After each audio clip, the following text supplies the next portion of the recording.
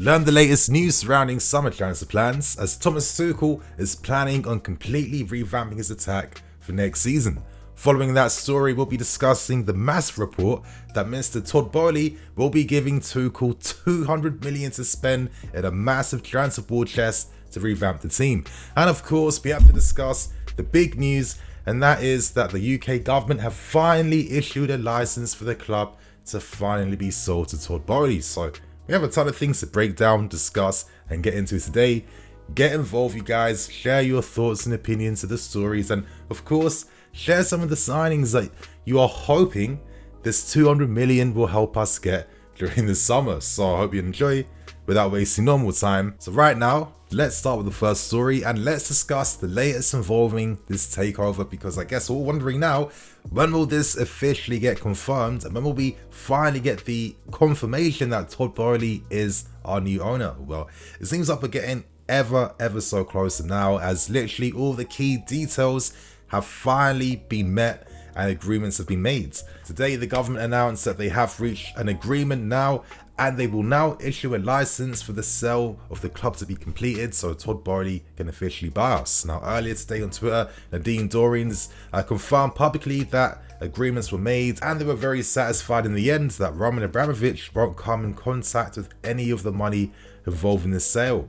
Of course, long story short, originally there was some confusion. At the time, the government wanted the money to be put in an escrow account, of course, so they could temporarily hold the money just to make sure that Roman Abramovich wouldn't have literally any involvement on those funds. Now, originally, I can see why Roman was initially hesitant about this whole escrow account thing.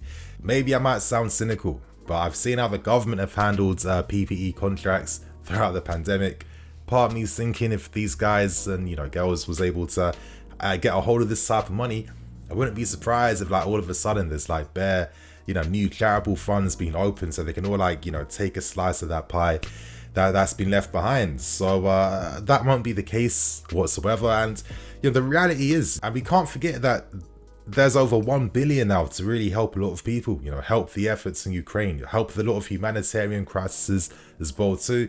Me personally, I don't really remember too many times recently of over 1 billion being available for causes like this. So it is a big positive, and let's hope that money is used responsibly and actually goes out to help the people it was intended to help. So of course, right now, technically, especially in my eyes, I see Todd Boehly already as our new owner. We are just waiting now for just the official announcement. I wonder how the club are gonna scheme up something to sell his new ownership to all of us. That'll be interesting to see. Final things now is just waiting for Portugal and the European Commission now to get all their documentations right for this deal to finally go through and the announcements to come. So big things are coming this summer, you guys. Him and Tuchel have massive plans for the summer, and I guess this segues in perfectly now to the next big story today, and that is the fact that Todd Boehly is prepared to give Thomas Tuchel 200 million to help revamp the squads. Now, this story came from Matt Law, and he reports that there will be up to 200 million on the table for us to spend this summer.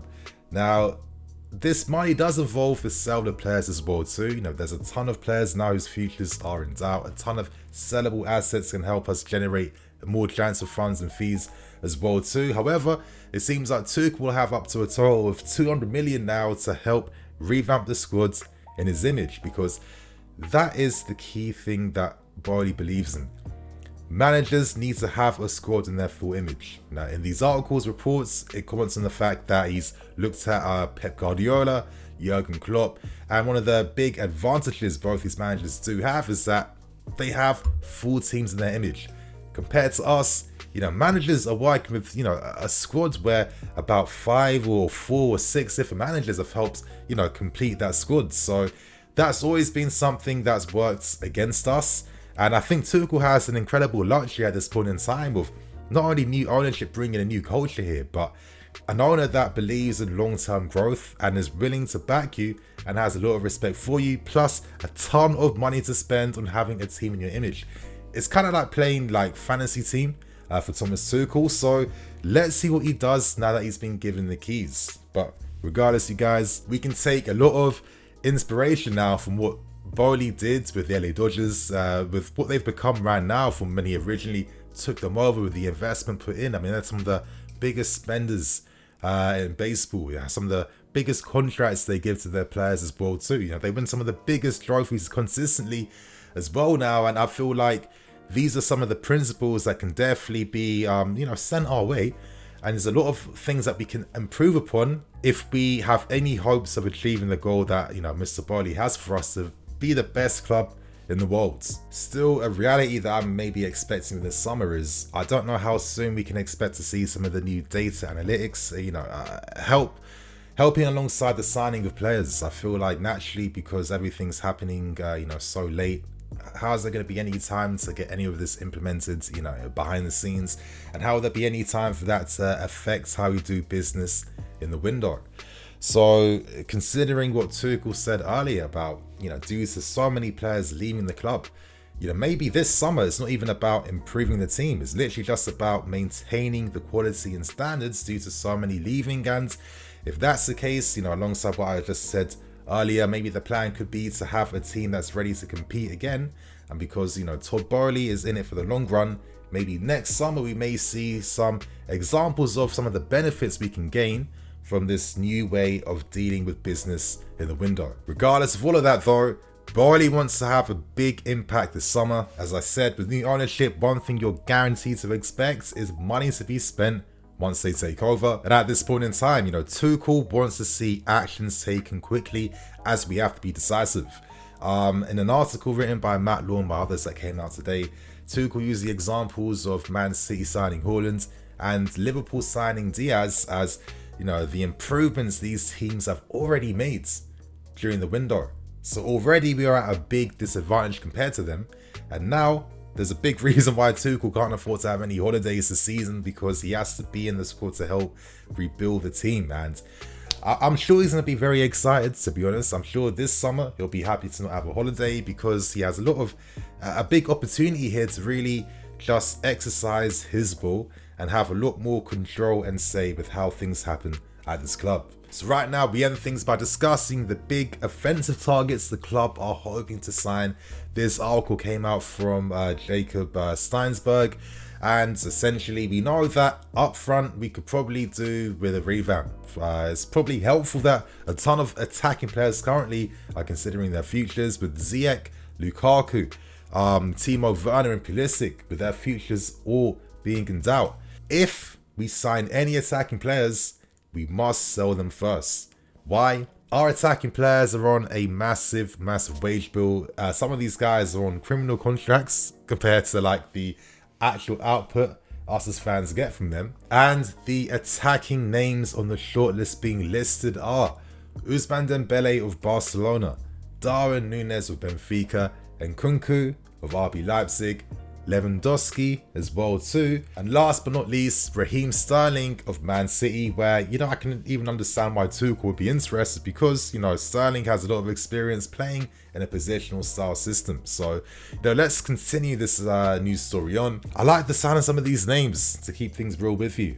One name in particular that I really like, and he's a player that maybe a lot of people maybe aren't too not appreciative, that's not the right words, but maybe don't rate as much, and that is Darwin Nunez. For me, I look at how he plays, it kind of reminds me of like some of the strikers from yesterday I was seeing. Amazing movement, incredible finishing, that real like will to win as well too. He's like a mentality monster. On top of that, press is very high, and he can play in many different positions, on the left, in behind, up front with a partner, by himself, etc, etc. At 22 years old, with his build and his frame, I think that he could definitely go to the next level if he was to sign for us. And I could kind of see him being like the upgrade to someone like a Timo Werner. A lot of times with Benfica, they do create the spaces out wide for him to be that last man in behind. And I do think that with his physicality, his ability in tight spaces compared to a Timo Werner, his speed of thought as well too, and that is instinctiveness behind how he plays with his movement and his finishing. I think this guy could be one of the leading strikers of his generation, with everything I've been seeing from him, from the games I've watched from him as well too. I really am a big fan of Nunez. Ideally, I would like to see it happen. I'm not too sure. Let's see what happens though. But we move on to another target, and that is Christopher NKUNKU. Now, is it really any surprise that Thomas Tuchel is going to be a massive admirer of a player that he has already worked with before at Paris Saint-Germain? Now, back when NKUNKU was younger, I guess his versatility kind of worked against him at times. You know, Tuchel even used him as a right back, used him in deeper positions a few times as well. However, NKUNKU decided that he had to leave to prosper, to fulfill his potential. And I think just looking at what he's achieved since he's left them, you can't even... he got everything absolutely spot on and right. This season alone, scoring 35 goals and getting 14 assists, with 59 goal contributions in 54 games. How often do you see players getting double figures like this in both goals and assists in a season? It's crazy. And I just watch how he plays the game as well too. It's just obvious to me why Tuchel would be a massive fan. I kind of see NKUNKU as like another like Kai player and another Mount in terms of the fact that he can play all across the attacking positions in the final third. But I think what makes him a bit different is that he's more of like a finisher.